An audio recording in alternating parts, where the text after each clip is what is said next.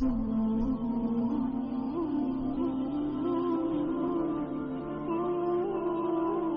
عورت کے ساتھ اس نے سلوک کرنے کا درس دیا گیا ہے. تو فرمایا اس کو مارو نہ، ولا یکبہ، اور اس کو گالی نہ دو. عورت کو گالی گلوچ کرنا یہ کوئی اچھی عادت نہیں ہے. کسی کو گالی دیں آپ یا مجھے کوئی گالی دے تو میرے دل میں جو ہے وہ زخم لگے گا اس گالی کا. وہ کیا کسی عربی شاعر نے کہا ہے، تلوار کے زخم ہیں وہ مٹ جاتے ہیں لیکن جو زبان کے زخم ہیں وہ نہیں مٹتے. کسی کا مارا ہوا بول ختم نہیں ہوتا. اب کسی کو کوئی بات کہہ دے تو ساری زندگی وہ زخم نہیں مٹتا. تو جن میاں بیوی نے اکٹھے رہنا ہو ساری زندگی اور وہ خامد گالیاں دے تو بیوی کے دل میں کتنی نفرت پیدا ہو جائے گی. یہ آئلی زندگی کا سسٹم تباہ ہوگا یا نہیں ہوگا. اس لیے حضور نے فرمایا کہ چوتھا حق یہ ہے کہ وہ گالی نہ دے، اور پانچواں حق یہ بیان فرمایا حضور نے، وَلَا يَحْجُرْ إِلَّا فِي الْبَيْتِ. عورت کی کوئی عادت ناپسند ہے یا کوئی ایسا معاملہ ہو گیا تو حکم ہے پہلے اسے سمجھاؤ. اگر وہ سمجھتی نہیں ہے تو پھر حکم ہے کہ اس کا بستر الگ کر دو. اب علماء نے اس کے ساتھ بھی شرط لگائی ہے. بستر الگ کرنے کا یہ مفہوم نہیں ہے کہ اس سے بول چال چھوڑ دو. اگر بول چال چھوڑ دو گے بچوں پہ اثر پڑے گا. بستر کو الگ کرنا یہ تمہارے میاں بیوی کا معاملہ ہے، بچوں کو پتہ نہ چلے.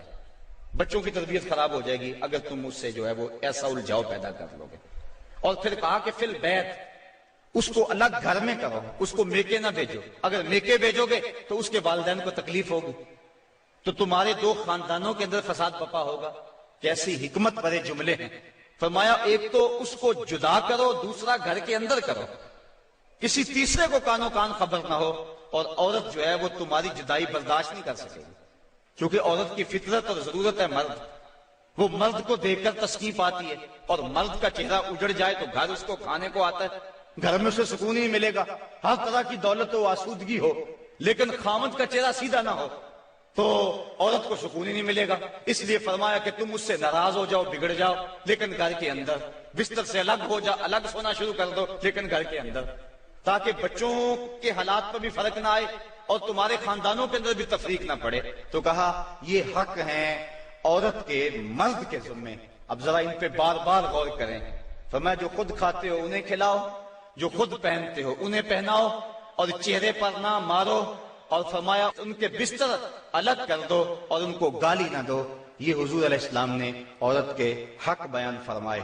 اور پھر حضور نبی رحمت صلی اللہ علیہ وآلہ وسلم نے یہ بھی ارشاد فرمایا، اکمل المؤمنین ایمانا احسنهم خلقا وخیارکم خیارکم لأہلہ. فرمایا تم میں سے کامل ایمان اس شخص کا ہے جس کے اخلاق اچھے ہیں، خلق اچھا ہے، جس کا منہ میٹھا ہے، جس کی بولی ٹھیک ہے.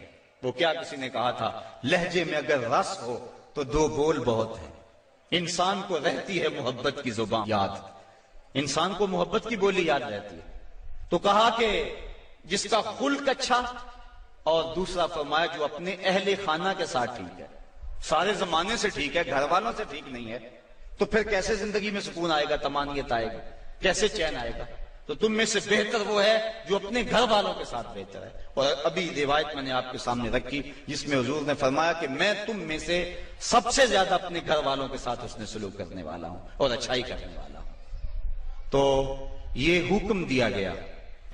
بعض مرد سمجھتے ہیں کہ ہم مرد ہیں اور ہمیں عورتوں کے ساتھ بالکل سیریس رہنا چاہیے، ان کے ساتھ کوئی مزاح نہیں کرنا چاہیے، جبکہ مزاح فرمانا چاہیے. عورتوں کے ساتھ حضور نے فرمایا ہے. حضرت عائشہ صدیقہ رضی اللہ تعالی عنہا اور حضور جا رہے تھے کسی سفر پہ. حضور کی عادت یہ تھی جب قافلے میں ہوتے، سفر کرتے تو سب سے پیچھے ہوتے. تو قافلہ تھوڑا سا آگے چلا گیا تو حضور نے فرمایا عائشہ دوڑ نہ لگائیں. عرض کی ہاں ٹھیک ہے. حضرت عائشہ صدیقہ رضی اللہ تعالی عنہا کہتی ہیں کہ میں پتلی دبلی تھی، میں اپنے پاؤں سے آگے نکل گئی.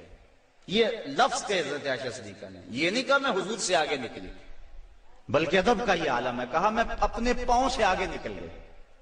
خیر معاملہ ختم ہو گیا، کافی عرصہ بیت گیا. ایک دن پھر ہی ایسا موقع بنا، میرے جسم میں تھوڑی سی فربہی آ گئی تھی.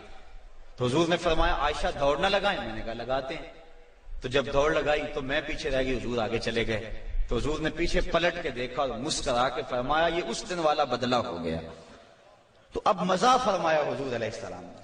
اور حضرت عائشہ صدیقہ رضی اللہ تعالی عنہ فرماتی ہیں کہ اللہ کے محبوب علیہ السلام مجھے حمیرہ کہہ کے پکارتے تھے، یہ محبت کا عالم تھا۔